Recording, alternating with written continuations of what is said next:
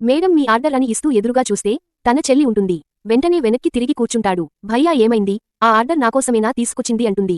అవును మేడం, ఒక్క నిమిషం అని కర్చీఫ్ కట్టుకుంటుంటే భయ్యా నాకు లేట్ అవుతుంది, లోపల చాలా పని ఉంది అంటుంది. ఇస్తున్నా మేడం అని వెనక్కి తిరిగి ఇదిగోండి మేడం మీ ఆర్డర్ అంటాడు.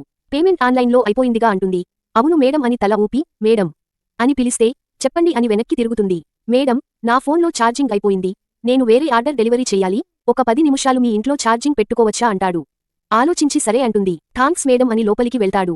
భయ్యా ఇక్కడ పెట్టుకోండి అంటుంది. ఛార్జింగ్ పెట్టి మేడం ఏమైంది మీ ఒంటి నిండా దెబ్బలు ఉన్నాయి అంటే నిన్న స్నానం చేస్తుంటే కాలు జారి కింద పడిపోయాను, అప్పుడు తగిలాయి ఈ దెబ్బలు అంటుంది. మేడం, నేను ఒక డెలివరీ బాయ్ని, కానీ నేను అర్థం చేసుకోగలను, మీరు నన్ను ఒక అన్నయ్య లాగా అనుకుని ఏమైందో చెప్పండి, నాకు కుదిరితే ఏదైనా సాయం చెయ్యగలను అంటాడు.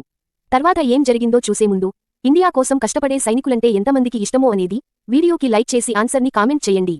చూద్దాం ఎంతమంది సైనికులకు గౌరవం ఇస్తారో.